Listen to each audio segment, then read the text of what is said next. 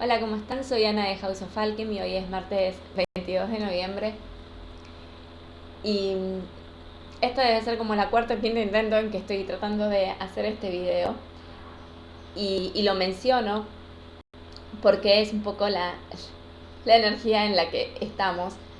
En forma particular se me está complicando porque tengo a mis dos cráneos de cristal conmigo, uno femenino, el otro masculino, y, y quienes trabajan con cráneos de cristal saben que tienen su propia personalidad y tener dos al mismo tiempo, además femenino y masculino, es como que se potencian y hasta lo siento reírse, se están riendo de mí. Me están haciendo así como no estar muy eh, concentrada en el hilo de lo que quiero transmitir. Pero este es el hilo igual de lo que quiero transmitir. Eh, el cráneo femenino es... Realmente se me ríe en la cara. Literal. Eh, pero esta es un poco la energía que, que estamos transitando, es lo que quería transmitirles. Estamos entrando en la confusión y en el caos. Para esto nos estuvimos preparando para poder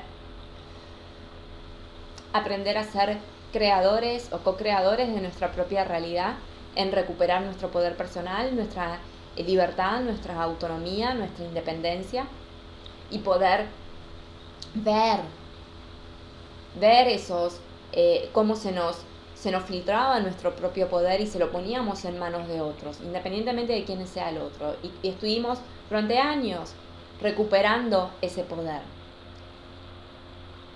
Y esto obviamente está simbolizado desde el resurgimiento del femenino. Y lo que está ocurriendo en este momento es, cuando yo digo que el juego comenzó, es que el juego comenzó y tanto trabajo o tanto trabajar en nuestras emociones ha sido para que uno pueda sentirse eh, dispuesto, cómodo a entregarse a la profundidad del sentir. Y esto es meterte por completo en el mar y no solamente tocar el agua con la punta de los pies. Hay que zambullirse a la pileta para realmente experimentar lo que es estar bajo del agua.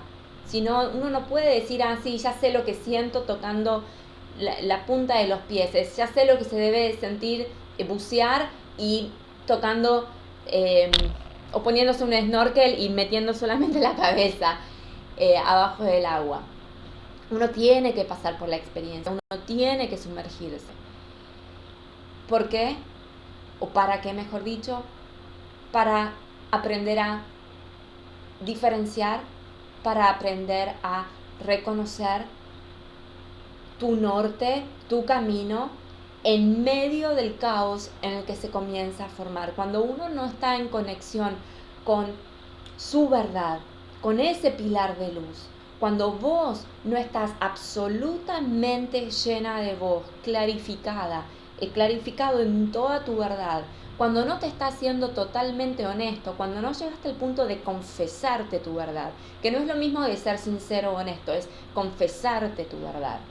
Cuando todavía te estás guardando tu voz, cuando estás guardando tus propios secretos, cuando estás escondiendo cosas abajo de la alfombra. Lo que haces es impedirte ver con claridad, no cuando el sol está divino o hay luz, sino en medio de la noche, en medio de la confusión.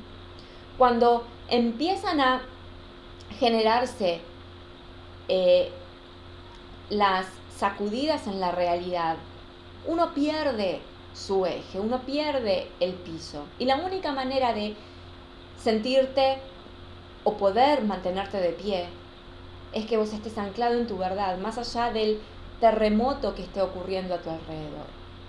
Y la clave todo el mundo pide herramientas. La herramienta es sentarte, darte el tiempo, darte el silencio y sentirte. No hasta donde creas que es necesario, sino sentirte hasta que tu alma te diga que llegaste hasta el fondo. Hasta que no hayas llegado al fondo de ese sentir. Entonces no terminaste de sentir. Por otro lado, este sentir es realmente el visor, es realmente es el discernimiento, es el poder sentir con la mente, es usar la mente superior, es el discernimiento, no tu mente humana, sino ese sentir con la cabeza,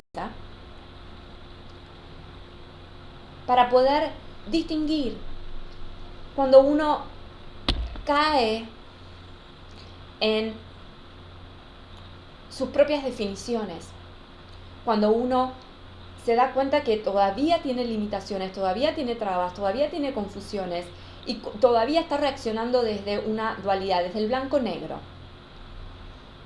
Y en estos momentos uno tiene que aprender a nadar en esta confusión, de la no definición, de la confusión en donde no es que todo sea válido, sino en donde nada puede ser definido de forma contundente, porque cada definición es válida para el momento en el que es válida. Y después, para la situación siguiente, esa misma definición puede no ser útil o válida o apropiada. Entonces uno tiene que aprender a tener esa flexibilidad mental. Esto es el sentir con la mente, porque si uno no siente con la mente se vuelve rígida.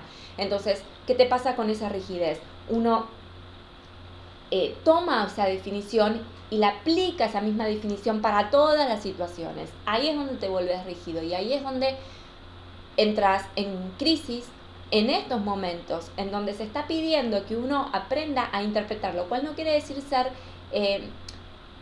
condescendiente o relativo, sino es entender desde un lugar de absoluta verdad y poder ver con claridad cada una de las situaciones sin limitaciones que te estén impidiendo ver el cuadro general. Y les voy a poner un ejemplo. Cuando uno tiene la definición de lo que es, de lo que hace bien o de lo que hace mal, o de cuando uno está bien o de cuando uno está mal. Y por ejemplo, es tu primera vez y vas a una sesión de Reiki. Y muchas veces, la mayoría de las veces, cuando uno se inicia en Reiki, cuando uno tiene su primera conexión con la energía,